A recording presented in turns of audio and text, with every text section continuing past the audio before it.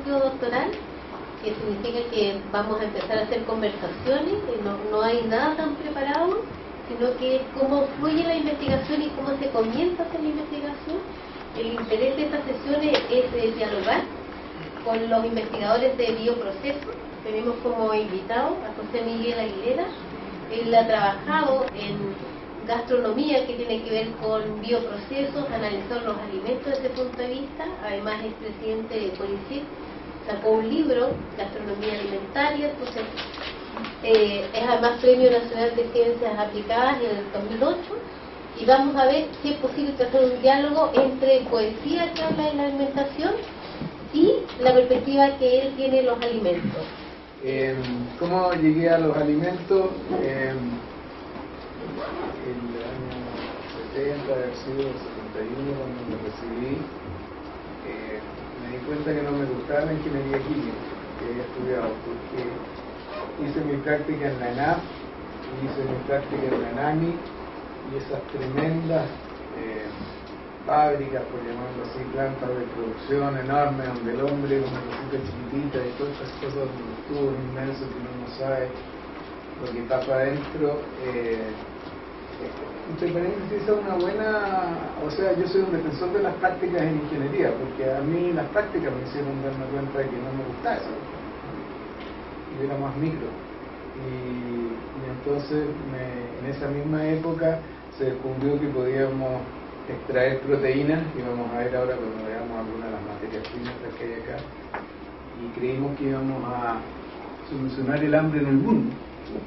Producíamos en esa época proteínas hasta de las bacterias, hasta los desechos del petróleo crecían las bacterias, porque crecen en todas partes. Y resulta que no pasó nada, porque nos llegaron esos polvos al África y toda la gente no come nutrición. Es una de las primeras cosas que nos damos cuenta. Y por eso es tan interesante esto. Come otras cosas, come tradiciones, come cosas ricas, ¿ya? Entonces, pero sin embargo el desafío era interesante, porque primera vez la humanidad iba a tener suficientes alimentos baratos para todos, proteínas, y resulta que no fue así.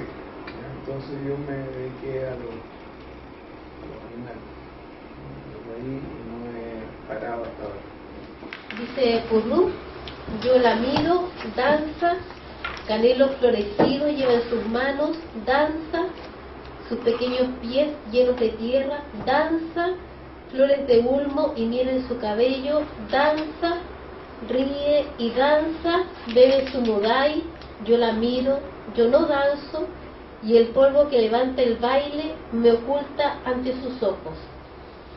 Desde el campo de la literatura ponemos atención en cómo se elabora una voz poética para relatar y poetizar algo, y entonces lo primero que nos llama la atención es la extrañeza. Por ejemplo, la palabra purrún, que es una palabra en mapudungún que significa bailes, los bailes que hacen los grupos mapuches y que representan pájaros. Entonces la comida, que en este caso es el mudai, aparece en un contexto de ceremonia. En ese contexto de ceremonia, la voz mira, yo la miro, danza, canelo florecido lleva en sus manos, danza, sus pequeños pies llenos de tierra, danza. Pero si nos fijamos, cuando va terminando el texto, dice, yo la miro, yo no danzo. Entonces hay una separación de la voz poética, hay una distancia con ese ritual. Y además esa distancia se incrementa porque dice, y el polvo que levanta el baile me oculta ante sus ojos. O sea, lo que ve representado se fuma en el texto. Entonces, ¿qué podemos quizás concluir? De que esta ceremonia es puesto que es un poema contemporáneo, es también la actualización de una tradición en donde está esta bebida, pero que el poeta que inventa esta voz no puede tener total acceso y se esfuma. Por tanto, la bebida aparece como una memoria que se intenta recuperar y resemantizar. Nos parece que la comida tiene que ver entonces con la identidad y la memoria. ¿Qué te pasa a ti con el mudai en general? ¿Qué es el mudai? Pues la poesía del mudai la tienen, ahora no es la ciencia del mudai. Eso queremos.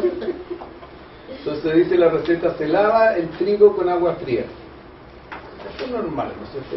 Cualquier materia prima en cualquier industria siempre se lava antes para limpiarla de la contaminación que puede tener, algunas cosas incluso pesticidas o residuos que han quedado en su superficie, porque en el interior se supone que los alimentos son estériles, ¿ya?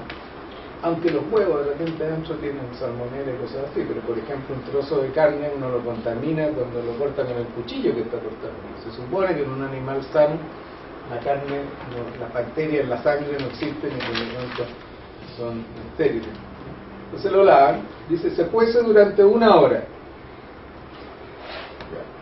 Ya. Esto es importante porque, según he leído, una de las razones por las cuales se cree que el hombre evolucionó al estado en que estamos hoy día es porque aprendió a cocer los alimentos. Porque los alimentos cuando se cuecen, especialmente si tienen almidón, como ven más adelante, que este es el caso, el almidón se hace disponible para ser digerido como calorías, no como hacen calorías. Nosotros somos vacas, las vacas pueden comer pasto. Nuestro sistema digestivo es sumamente sencillo, solo el estómago, el intestino. Entonces, la gracia fue de que al descubrir el fuego y al cocer los alimentos, produjo transformaciones en los alimentos que hacen que las cosas estén más disponibles, y por eso no es raro de que muchos de nuestros alimentos los consumamos cocidos, fuera del efecto que tiene sobre el sabor y quizás algo de preservación y qué sé yo. Entonces se cuece durante 1 hora. ¿Por qué? Porque nadie de nosotros nunca ha comido trigo crudo. ¿Se han preguntado por qué no han comido nunca trigo crudo? No tiene nada de malo, porque no pasa nada, no sabe a nada, porque claro, ¿no? El trigo tiene como 80% de almidón, y el almidón es como una piedra para el sistema digestivo de los humanos. Si no está cocido, no lo digerimos. El almidón, que son piedrecitas que hay dentro de los alimentos, que miden 1/10 de lo que mide un pelo, cada granulito. Se empieza a hinchar, empieza a absorber agua, y de repente se rompe, y cuando se rompe entonces libera sus moléculas, que son las que sí podemos nosotros digerir. Entonces, eso es lo que se hace aquí. Ahora, ¿cómo la gente en distintas partes del mundo descubrió esto? No sé, pero yo me imagino que el fuego se había descubierto muchos años antes de la cultura mapuche, ¿no es cierto? Sí. Y cómo llegó acá, y cómo, esa es otra cosa. Pero entonces la primera lección que tenemos de esto es que si todos estos alimentos no tienen almidones, montones, ¿no es cierto? Todos los tubérculos, la papa, la mandioca, todas las legumbres, poroto, garbanzos, lentejas, ayúdenme ustedes, ¿quién más? El arroz, todos los cereales, arroz, trigo, todos tienen mucho almidón. Eso es lo que hay más en este planeta para comer, almidón. Entonces, si no lo hubiéramos aprendido a cocer, no lo podríamos digerir. Entonces, se cuece durante 1 hora, posteriormente se cuela en un colador y se recibe el agua donde se coció el trigo en un jarro. El trigo cocido, ya tenemos el trigo cocido, ¿no es cierto? Con agua, ya lo pusimos con agua, entonces el almidón está hinchadito, está como soluble, y lo muelen, y luego se junta el agua o jugo donde se coció el trigo con los 9 litros de agua y se calienta a fuego lento. De nuevo lo calientan a fuego lento. Me imagino yo que para terminar, ¿no es cierto?, la hinchazón del almidón, probablemente para matar las bacterias, porque cuando yo saqué esto y estaba hirviendo no hay ni una bacteria, o sea, hay unas cosas raras que creo, pero normalmente las bacterias se mueren por calor. Pero cuando lo molí en la piedra, le metí bacterias de nuevo, porque aquí está lleno de bacterias, más encima la piedra quedó ahí, más encima pasaron corriendo al lado, tiraron polvo. Entonces yo creo que lo calientan de nuevo para eso, se revuelve y se le incorpora miel lentamente. Entonces, ahora ya me quedó una bebida donde el almidón está soluble, ya me la puedo comer, ya me la puedo tomar. Entonces, tengo mi cuestión, y como está lleno de bacterias, y de levadura, y de cuestiones del aire, yo lo dejo ahí, ¿no? Y se va a contaminar. Y esas bacterias y esas levaduras, con que se va a contaminar las levaduras fundamentalmente, ¿ya? Le van a empezar a fermentar los azúcares. Y puede ser una razón que se le agregue miel para que tenga más azúcar, para que las levaduras fermenten más. El vino, ustedes saben, se fermenta, se ha fermentado siempre, naturalmente. Lo que pasa es que ahora con la industrialización del vino hay levaduras especiales que se compran y se le dicen que no, pues si uno deja jugo de uva, ya se va a contaminar, y las cosas que van a crecer ahí son levaduras que van a producir vino. No creo que nadie inventó el vino. O sea, Lo más fácil de fermentar es un proceso mediado por bacterias, por microorganismos, en el cual se transforman normalmente azúcares a ácido o alcohol. lo que yo entiendo cuando tú explicas eso es que entonces el Mudai funciona metonímicamente en el texto.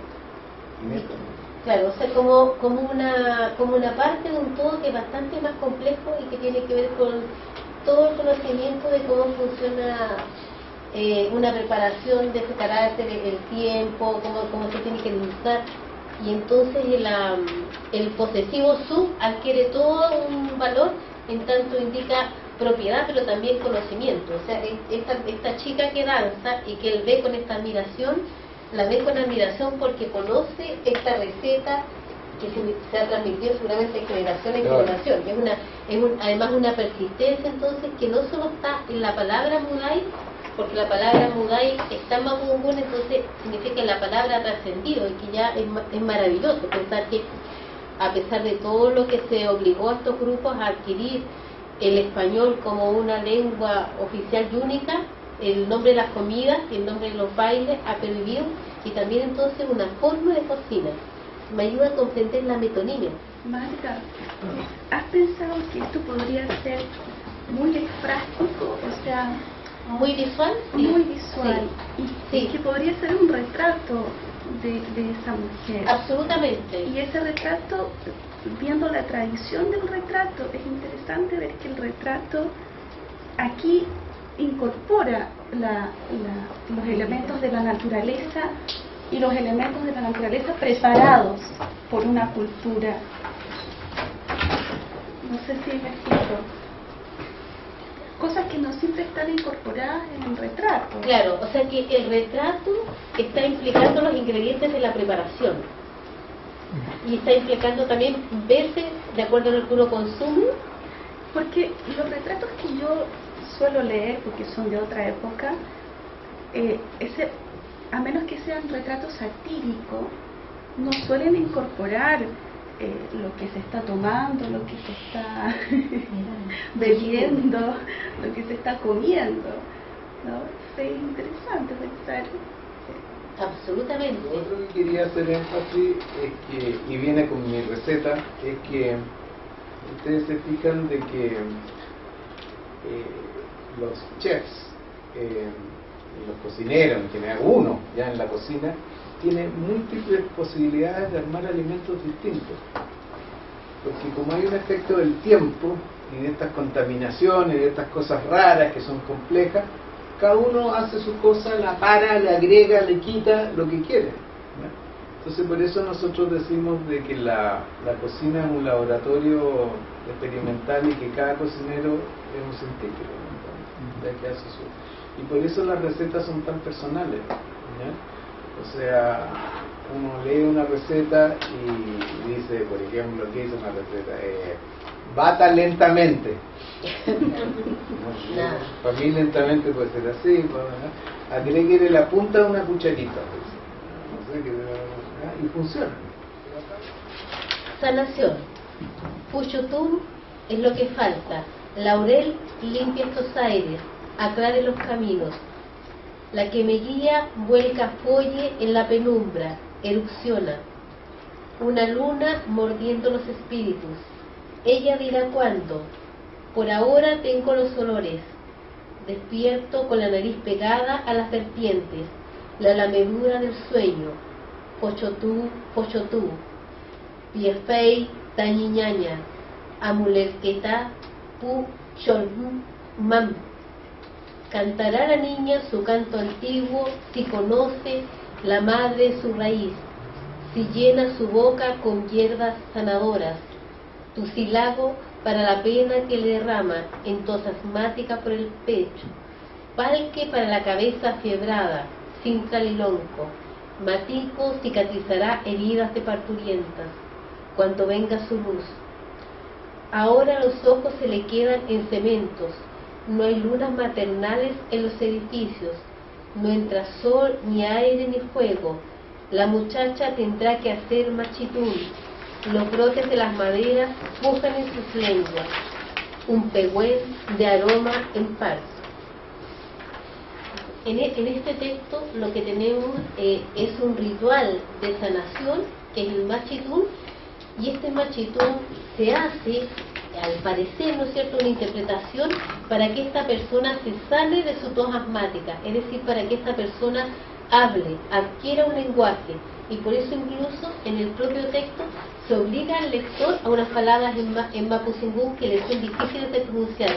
Es también entonces una recuperación de la lengua para el lector.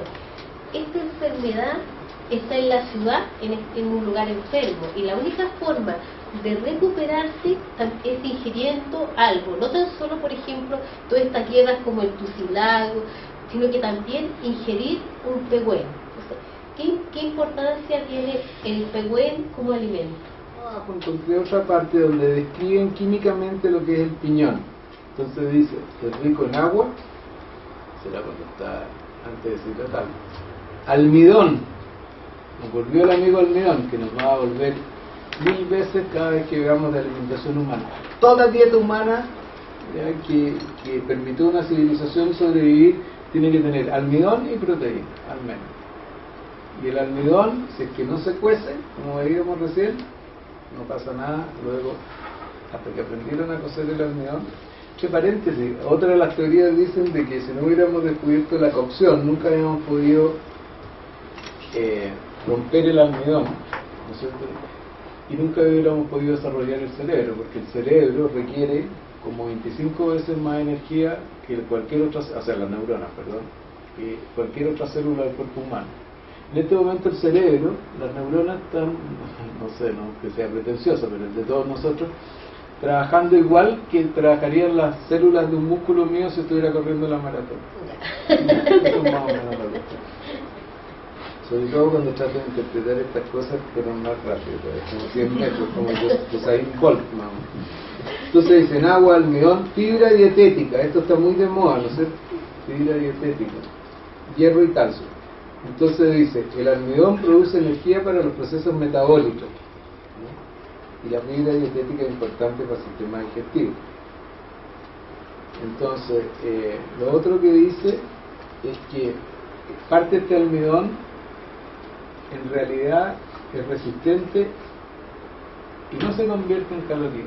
Normalmente las culturas se desarrollaron en base a una fuente de almidón y una fuente de proteína.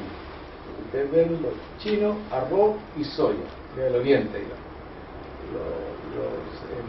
En América, maíz, papa y frijoles, que tienen la proteína. ¿Ya? Siempre son combinaciones básicas sencillas que se han prolongado en las comidas clásicas, ¿no es cierto? Normalmente nuestras comidas clásicas, que son legumbres con alguna fuente de bueno, las legumbres tienen las dos cosas, ¿ya? Tienen alta proteína y tienen alto almidón. Entonces yo lo que creo, ¿y qué otra? Pero el maíz entró con los españoles, ¿no? Entró con el maíz. ¿Sí? El trigo entró con los españoles, pero el maíz no, porque también lo cultivaban los incas. Y entonces, ¿qué más comían? Porque no pueden haber comido solamente... Comían papa, charqui, también, cochayuyo, luche, sí. Todos los mariscos, Ya. en general de orilla, ¿no? Y una característica que es muy importante leyendo este y el poema anterior es que la comida en general, desde el punto de vista contemporáneo, para nosotros es demasiado recocida. Y en ese sentido la fusión entre la comida española y la comida mapuche hizo una cruce fatal, digamos, que se transforma simplemente en solo comida recocida Ya.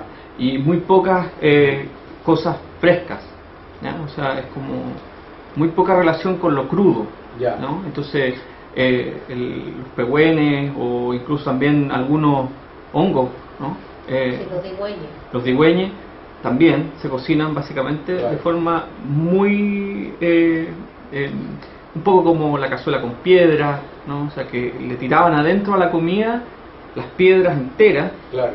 para que eso produjera ya un hervor Claro. que alcanzara más de los 100 grados. Eso también se practica en la cultura mapuche, ¿no? Sí. Eso lo había visto en los mexicanos, en una sopa que se calienta en una piedra caliente. Claro. Se sirve fría y te la ponen en la En Chile, por ejemplo, en el norte de Chile, la cazuela de piedra es una comida tradicional.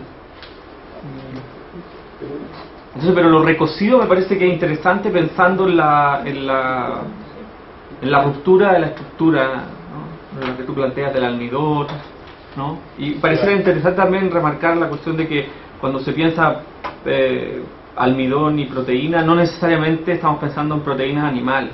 No. ¿Podrías explicar cómo esa...? Claro, porque lo que yo les decía recién, que las grandes culturas se desarrollaron en base a una fuente de almidón, ¿ya? Por ejemplo, el arroz tiene muy baja proteína, ¿ya? O sea, 11%, 10% de proteína, y la soya muy alta, 40%. Entonces mezclaban las dos cosas, los frijoles, los porotos, alta proteína, y el trigo tiene baja, o el maíz tiene baja proteína, ¿no? Pero tiene mucho... entonces, eso hizo de que siempre que, excepto en algunos casos muy raros, como son los que ahora se llaman inuit, que son los esquimales, ¿ya? Donde ahí no había mucho y se alimentaban solamente de productos del mar y carne de foca, lo cual, en resumen, dice, y esto es muy pertinente hoy día donde se habla tanto de que habrían dietas mejores y habrían alimentos mejores, que el ser humano se desarrolló en ambientes muy distintos, comiendo cosas muy distintas, y que por lo tanto, antes de ser tan, ¿cómo se llama? Selectivos, rigurosos o débiles, ¿ya? Débiles en cuanto a cosas que uno come o no come, somos tremendamente fuertes, somos producto de la sobrevivencia en cualquier medio que exista en este planeta, sobrevivió el hombre. Entonces me vengan a decir de que coma 5 al día y 4 de esto y no coma esto y la cuestión, yo no sé si será, la evidencia empírica no es así, no es así. Ahora, cuando usted menciona los esquimales, ¿Sí? y nos vemos estas dietas como saturadas de almidón y proteínas vegetales, surge desde mi punto de vista otra pregunta: ¿por qué los esquimales, por ejemplo, no se enfermaban de escorbuto y si un navegante español de viaje hacia América tenía 60 o 70 hombres a las 2 semanas de viaje muriendo de escorbuto? Yo la leí alguna vez, yo no sé si los hígados o las vísceras de estos animales que comían acumulaban especialmente vitamina C por alguna extraña razón, ya, pero es cierto.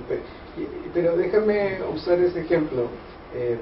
Hay un movimiento en Estados Unidos que aquí obviamente nadie, la prensa popular no lo reporta porque no les conviene, es políticamente incorrecto, que se llama que critica una corriente que se denomina el nutricionismo. La nutrición partió en el siglo XX, principio del siglo XX, y los nutricionistas fueron extremadamente exitosos, ¿ya? En un tipo de cosas que se llaman las carencias. Entonces, el escorbuto moría de alguien y los nutricionistas descubrieron que era la vitamina C. Tú le das una pildorita de vitamina C a una persona y no tiene nunca más esa enfermedad, ¿ya? Por ejemplo, hasta hoy día, avitaminosis y vitamina A existen en muchas partes del mundo. Hay 4 millones de niños ciegos, no sé, en mi libro aparece la cifra, no sé cuántos niños quedan ciegos en el mundo porque no tienen una vitamina. Los nutricionistas descubrieron eso Pero tú le das una vitamina o suplementas un alimento. ¿Por qué la sal yodada? Porque el yodo es un elemento que los nutricionistas descubrieron que interviene en alguna, que si hay una carencia de eso, nosotros manifestamos una enfermedad, entre comillas. Todo bien. Llegó el siglo, mitad del siglo XX, como les decía, y hasta a mí me fascinó la idea de que si teníamos montones de proteínas íbamos a solucionar el problema del hambre en el mundo, y en algunos países como Chile suprimimos el hambre y la desnutrición, carencia, ¿no? Tú lo miras retrospectivamente, es súper fácil, o sea, yo no hay que comer, si tú le hay que comer, se me acuerda. Hoy día el problema es distinto. Hoy día es exceso de alimentos. Eso es lo que yo le digo a mis colegas nutricionistas. Ahora los quiero ver, porque la otra era fácil. Carencia, decirle a alguien que coma más cuando no tiene que comer, fácil. Decirle a alguien tome esta pastillita y se va a mejorar, fácil. Pero ahora, quitarle una McDonald's a un niño de la boca y decirle no comas porque ya te comiste otro, eso es muy difícil. Inventar alimentos, que sea. Entonces, ahora la tienen difícil, ¿verdad? Y si ustedes ven, las únicas soluciones que tienen son estas como dietas, ¿verdad? Pero no es la gracia, ¿no es cierto? Pasar a dieta. Entonces, eso venía por lo que tú me preguntaste. El exceso de... entonces estaba hablando de nutrición. Una de las cosas que se le viene difícil a la gente de nutrición, se le viene difícil porque no es fácil decirle a la gente que no coma, ¿no es cierto? Entonces ustedes ven que hay todos los nutricionistas tienen toda una cuestión de que si mezcla esta proteína con este producto verde y no sé qué, nada, la ley de la termodinámica que yo enseño en primer año de ingeniería rige, una caloría. Entonces el nutricionismo, hay mucha gente en Estados Unidos que dice que este enfoque de tratar la alimentación humana como algo de carencia, que fue muy exitoso en el siglo XIX, hoy día es un rotundo fracaso y hay gente tremendamente crítica a los nutricionistas. Yo tengo amigos nutricionistas, muy buenos amigos, y no soy tan crítico, pero es verdad. Pero vos tienes un cliché, y África, con esa cosa que uno lo asustaba, que si no comía los niños de África, o sea, los niños de África son casos extremos de desnutrición, extremos. Pero yo en mi libro me dediqué a ver, por ejemplo, gente que no es que haga experimentos, pero por ejemplo, huelguitas de hambre. Se lo ven en los diarios, 63 días pasaron en huelga de hambre, perdieron 15 kilos, 20 kilos. ¿Cuál es la consecuencia de eso? Cero. Nada. Eso nuestros antepasados lo sufrieron millones de generaciones, no, cientos de generaciones sufrieron eso. No tienen que comer durante mucho tiempo, tienen que sobrevivir. Hay una tormenta de nieve, están en la caverna y se quedan ahí y sobreviven. O sea, yo creo que la especie humana se ha logrado llegar a donde llegó porque son tremendamente resistentes. Otro ejemplo, un viajero, un expedicionario británico que estuvo, no sé, en mi libro está 38 días en el Océano Pacífico tratando de cruzar en una base, comiendo pescado de ahí del mar y incluso tomando, bueno, no sé qué cosa, pero agua del mar también. Y sobrevivió.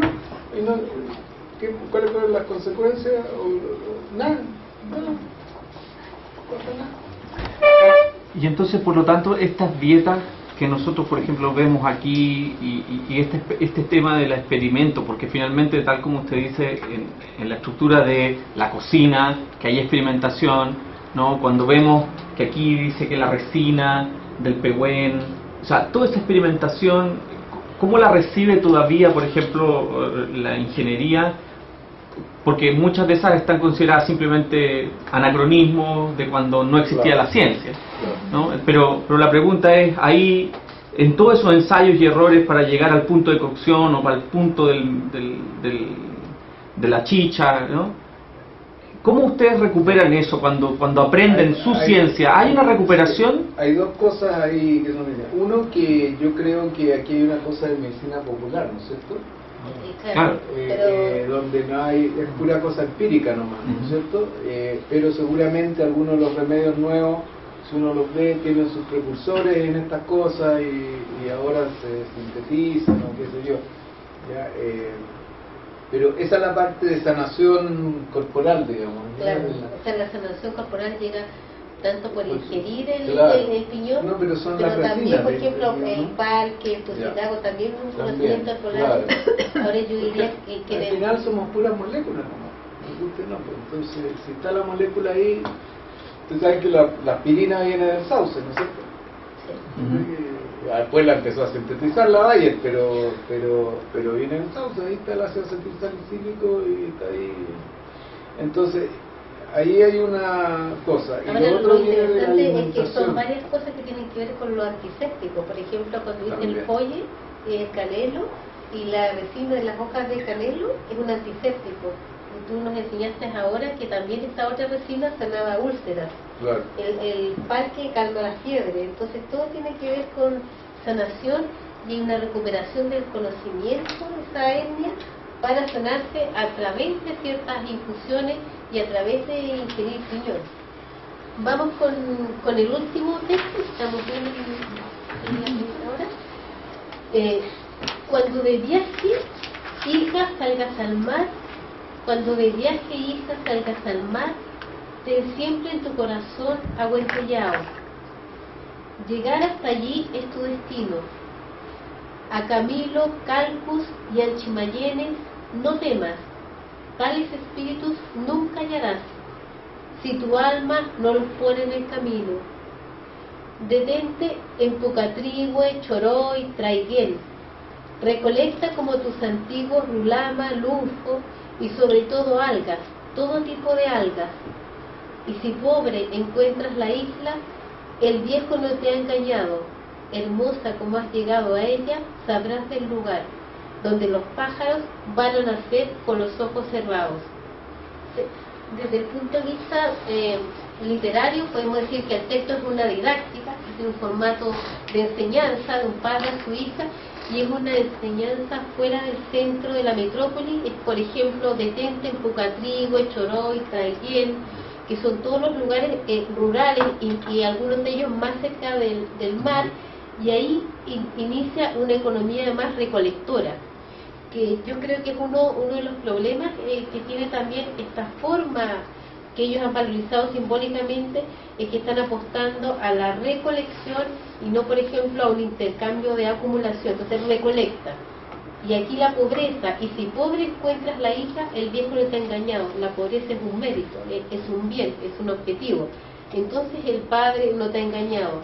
¿Y cómo se entiende también esa pobreza? Por la mención de Huentellao, nuevamente una palabra en mapudungún, que significa quien cuida las aguas. O sea, ten siempre en tu corazón cuidar las aguas, y eso significa devolver una parte y nunca consumir más allá de lo que necesitas.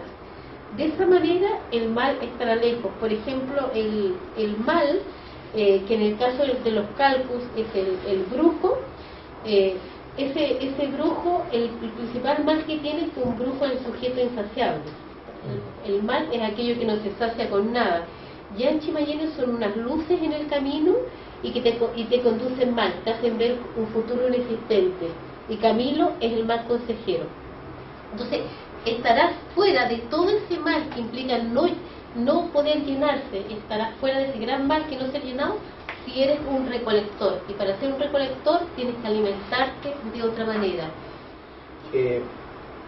Los antropólogos chilenos me dicen de que este es el laboratorio natural, o uno de los laboratorios más impresionantes del mundo para estudiar cómo el hombre se desarrolló en ambientes hostiles.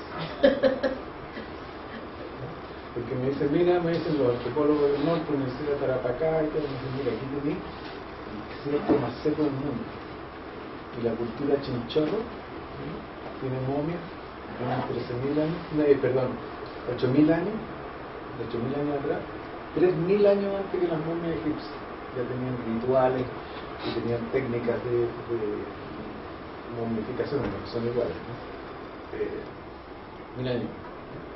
Y culturas arriba en la montaña, culturas baja a la orilla del mar, no hay nada. Mira, no hay nada. y después están en la Patagonia, ¿no es cierto? Los indios de la Patagonia, que también es un ambiente súper hostil, y todo esto en un país nomás, tenéis todo. Entonces me tocó ir a Monteverde, no sé si ustedes saben Sí, claro. Monteverde. Monteverde, el asentamiento humano más antiguo en el continente americano. ¿Dónde queda? Cerca de Puerto Montt. 40 kilómetros de Puerto Montt. O sea, hoy yo, con el, entre paréntesis, el que ha hecho mucho acá son un gringo, ¿no? De la Universidad de Vanderbilt, o sea, donde yo trabajo también con gente de la Universidad de Trump. Entonces vengo yo y lo miro y le digo, a ver, espérate, yo no sé mucho esta cuestión, pero me enseñaron en el colegio que los humanos vinieron por el estrecho de Bering, cruzaron, y bajaron y llegaron acá. Sí, me dice. Pero a ver, espérate, si partieron de allá, se tienen que haber demorado mucho para llegar acá, ¿no es cierto? ¿Y por qué aquí está el más antiguo? Que sea, bueno, unos que no hayan descubierto arriba que no les interesa. Los gringos tenían un sitio que se llama Clovis, en México, que era centro de turismo, porque ahí estaba la cultura más, el asentamiento humano más antiguo que se había descubierto en América. Hasta que este gringo descubrió Monteverde. Le quitaron la nacionalidad gringa, poco menos al gallo por haberlo hecho. Y hace 6 años atrás logró en Science publicar de que le criticaron todas las dataciones que tenía de los objetos y toda la cosa, hasta que no pudieron más y aceptar. Como acá en Puerto Montt tiene que estar en Alaska, no, porque aparentemente cuando se produjo el derretimiento de los hielos, los lugares por donde iban están bajo el océano Pacífico. Miren la suerte. Laboratorio natural. Eso por donde viene, ahora está el Pacífico, subió 20, 30 metros y todos esos lugares. Y aquí por alguna casualidad se metieron para adentro y lo hicieron está cerca del mar, hasta ahí cerca del mar también, pero Monteverde está... y a eso viene todo esto. El Cochanillo. Viene con el Cochayuyo, que entre las cosas que han descubierto en ese asentamiento son 9 especies de algas, 7 de las cuales son de tipo comestible. O sea que desde los antepasados, yo no sé si serán así, deben ser los antepasados los mapuches, ¿no? Si están ahí por todo. Sí, lo que pasa es que los mapuches tienen distintos nombres. Claro. Claro. Porque hay un pedazo que nos falta de la Mapuche. historia ahí, ¿no es cierto? Sí. Entre esa época, 13.000 antes y lo que no sé, pues, hay un pedazo ahí que nos falta. Pero eso encontré interesante. O sea, el consumo de las algas viene de hace mucho tiempo atrás, ¿ya? Y viene de Monteverde, de la cultura de Monteverde. Cuando uno va a un restaurante, qué sé yo, tipo Paraná, Sucaya, en fin, y uno no sabe mucho de bioprocesos, la principal novedad es que le sirven espuma de erizo, aromas de chutney o una serie de alimentos cuya principal propiedad, para uno que no sabe de bioprocesos, es que le están dando el alimento en un estado distinto. Qué sé yo, si yo me comí el erizo como, no sé, como una cosa consistente, ahora me la como mousse, por lo que sea. Y por otro lado, cuando leo poesía mapuche, sin tener formación poética, lo primero que me llama la atención, como neófito, es que es otra lengua, porque está llena de inserciones lingüísticas, neologismos, o, en fin. Entonces la pregunta es, para la gente de poesía, estéticamente, ¿cuál es el aporte real de estas inscripciones lingüísticas? ¿Ustedes han notado que hay una especie de reiteración que apela a nuestro gusto exoticista? ¿O qué pasa ahí? Y para la persona de bioproceso, cuando uno va al restaurante, luego llega el señor y hermoso lo deja hablar y cuenta una historia sobre la comida. ¿Es tan complejo los procesos técnicos cuando se habla de comida molecular o es más bien una impostura? ¿Cómo es la visión desde alguien que realmente conoce eso?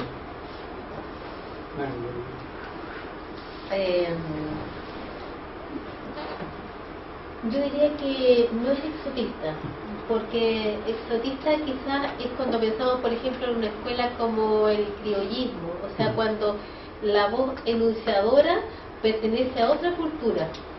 Ahora aquí tenemos un sujeto que pertenece a la cultura mapuche y que tiene un drama, y ese drama en general es que estos poetas no hablan mapuche. Estos poetas están aprendiendo ahora a hablar en mapudungun, pero a pesar de no hablar en mapudungun, la tradición tiene ciertas palabras y por tanto recuperar esas palabras es recuperar para ellos una posibilidad. Y la hipótesis de nuestro grupo es que esta poesía tiende a la aculturación chilena, es decir, quiere desmarcarse cada vez más de los chilenos. Incluso lo que... ¿Esta poesía es contemporánea? Sí, contemporánea. La más antigua presentada acá es de 1999, las que están acá. Con eso, lo que nosotros queremos decir es que ellos han, este proceso de aculturación parte porque ellos, como ustedes ven en esto, todavía hay un formato que tiene que ver con la tradición occidental en términos poéticos, pero otros autores, ustedes leyeron acá tu interrogación de Colipán, tiene un formato de la cultura occidental, o sea, la forma poética es similar, pero cuando uno lee, por ejemplo, de Adriana Paredes Pinda, ahí hay otra cosa. Aquí lo que se recuperan son las formas del canto y ciertas formas de ya discursivas de habla del mundo mapuche. Por tanto, ellos han ido de un proceso de recuperar y reinventar cada vez la memoria, lo que nos sitúa, nosotros creemos, en un problema cultural grave. O sea, puesto que acá el intento no es de hibridarse, sino de salirse de la hibridación. Por eso están cambiando la antigua novela de adaptación que ellos tenían cuando se trataban de adaptar y de vestir y de comer como los chilenos, hacia un proceso de separación en términos simbólicos. Eso es lo que se constata en los textos de poesía. Entonces yo no diría que hay exotismo, sino que incluso hay más invención de una nueva identidad separada de los chilenos. Yo creo que hay dos cosas ahí. Por un lado hay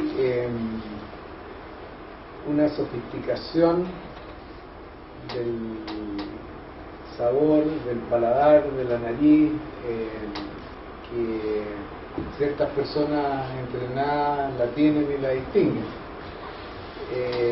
Y por otra está toda esta acumulación de ciencia que, como yo les decía, como la industria alimentaria está tan controlada, está tan limitada en lo que puede hacer. Sin embargo, la ciencia está, ¿ya? No sé, deben haber 100 departamentos de ciencia de alimentos en el mundo, ¿ya? Haciendo investigaciones, y de ahí no sé si el medio por ciento llegará a completarse en alimentos nuevos. Entonces, como había esta acumulación de ciencia y había esta sofisticación en el placer de comer, ¿ya? De algunas élites, qué sé yo, sobre todo en Europa y Estados Unidos, se juntaron las dos y dieron origen a estos nuevos restaurantes sofisticados. De hecho, si ustedes se rigen solamente por el ranking de restaurantes, de los 10 primeros del mundo, 9, si no los 10, son de este tipo de restaurantes. Cosas muy sofisticadas, elaboraciones incluso en la estética, ¿no? En ese sentido, antes planteaste la noción de que básicamente hay muchas agregaciones que se realizan con los alimentos que tienen que ver con el sabor y con el aroma. ¿Y cuál sería como el rol?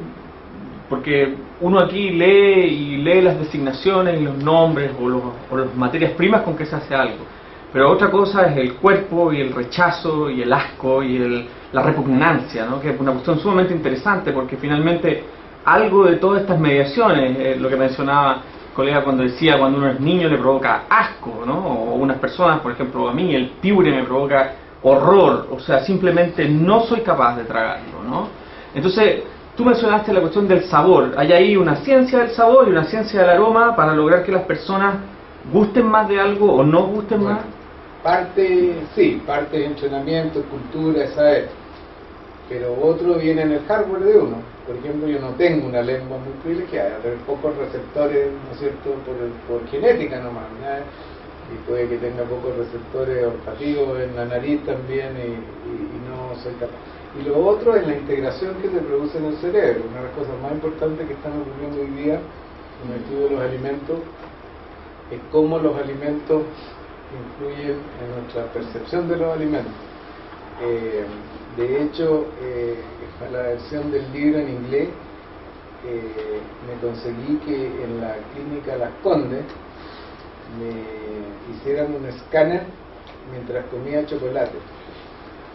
Me seguí con los médicos, entonces los médicos, súper buena gente, me pusieron se entusiasmaron. Y cuando me dijeron, ven un sábado nomás porque necesitamos harto tiempo y ahí no tenemos pega.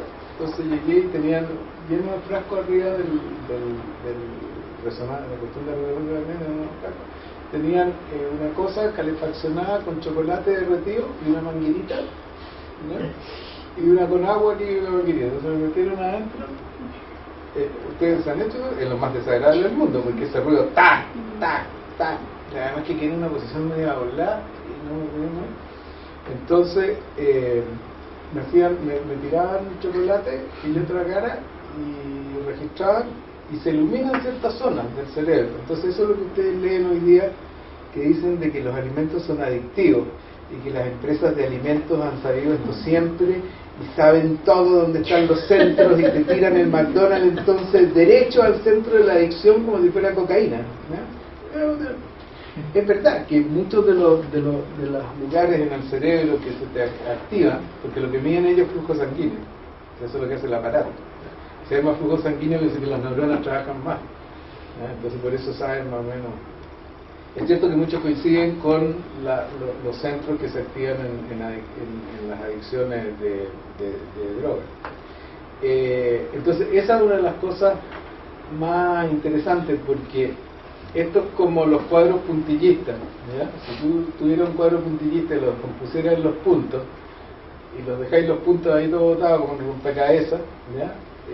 Seurat, ¿no es cierto?, los junta todos y hace el cuadro maravilloso, y otros lo ponen de otra manera y sacan, y a algunos les gustará lo que hicieron, pero no es Seurat, ¿no? Y otros no hacen nada. Es lo mismo que pasa con los alimentos, ¿ya? Algunas personas ciertos sabores y cosas le desarrollan imágenes cerebrales, que eso es lo que están investigando, cómo las sensaciones nerviosas que vienen de los sentidos, porque además hay músculo, ¿no? Es tacto también, no es olfato o gusto, es tacto, ¿ya? Cuando yo mastico la textura va mandando señales, ¿ya? Y hay temperatura y una serie de otras cosas que se tienen que integrar en el cerebro y armar una imagen que se llama cerebral. Y como les digo, algunos armarán la imagen de un cuadro fabuloso y otros arman una cosa que es horrible pero los gustos también se adquieren, ¿eh? Mucha gente, ¿cuántos de nosotros no habían cosas que no nos gustaban antes y que después nos empiezan a gustar? O sea, hay mucho entrenamiento. Yo tenía más preguntas, pero estamos en la hora. Quiero agradecerle a José Miguel, porque realmente apenas yo le dije está la posibilidad de este coloquio y de pensar el tema de dos ángulos diferentes, inmediatamente aceptó diciendo no tengo idea, pero me aplico. Efectivamente digo, creo claro que no tengo idea. No, efectivamente ese es un científico, así que muchas gracias.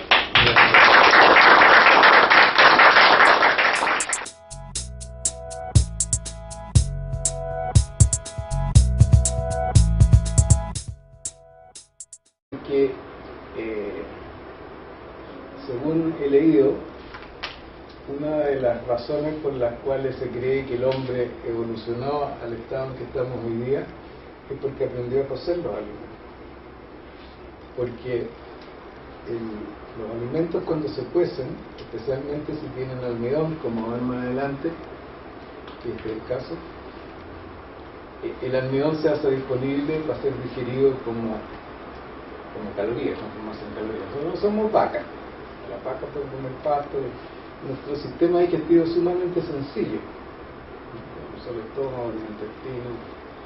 Entonces la gracia fue de que al descubrir el fuego y al cocer los alimentos produjo transformaciones en los alimentos que hacen que las cosas estén más disponibles, y por eso no es raro de que muchos de nuestros alimentos los consumamos cocidos, fuera del efecto que tiene sobre el sabor y quizás algo de preservación y qué sé yo. Entonces se cuece durante una hora. ¿Por qué? Porque nadie de nosotros nunca ha comido trigo crudo. ¿Se han preguntado por qué no han comido nunca trigo crudo? No tiene nada de malo, porque no pasa nada, no sabe a nada, porque claro, ¿no? El trigo tiene como 80% de almidón, y el almidón es como una piedra para el sistema digestivo de los humanos, ¿no? Fábricas, por llamarlo así, plantas de producción enormes donde el hombre es una cosita chiquitita y todas estas cosas, unos tubos inmensos que uno no sabe lo que está para adentro, entre paréntesis, es una buena, o sea, yo soy un defensor de las prácticas en ingeniería, porque a mí las prácticas me hicieron darme cuenta de que no me gustaba eso, yo era más micro, y entonces en esa misma época se descubrió que podíamos extraer proteínas, y vamos a ver ahora cuando veamos algunas de las materias primas que hay acá, y creímos que íbamos a solucionar el hambre en el mundo. Producíamos en esa época proteínas hasta de las bacterias, hasta los desechos del petróleo crecían las bacterias, porque crecen en todas partes. Y resulta que no pasó nada, porque nos llegaron esos polvos al África y toda la gente no come nutrición. Es una de las primeras cosas que nos mal. Y por eso es tan interesante esto. Come otras cosas, come tradiciones, come cosas ricas, ¿ya? Entonces, pero sin embargo el desafío era interesante, porque primera vez la humanidad iba a tener suficientes alimentos baratos para todos, proteínas, y resulta que no fue así, ¿ya? Entonces yo me dediqué a los animales, desde ahí no he parado hasta ahora.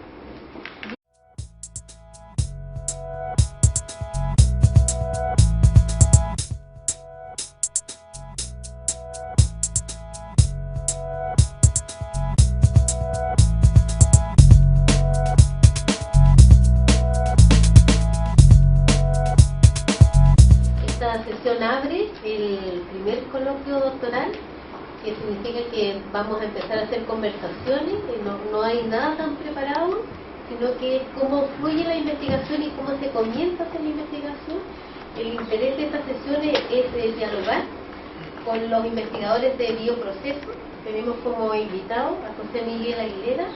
Él ha trabajado en gastronomía, que tiene que ver con bioprocesos, analizar los alimentos desde ese punto de vista. Además es presidente de CONICYT, sacó un libro, Gastronomía Alimentaria, entonces es además Premio Nacional de Ciencias Aplicadas en el 2008, y vamos a ver si es posible hacer un diálogo entre poesía que habla de la alimentación y la perspectiva que él tiene de los alimentos.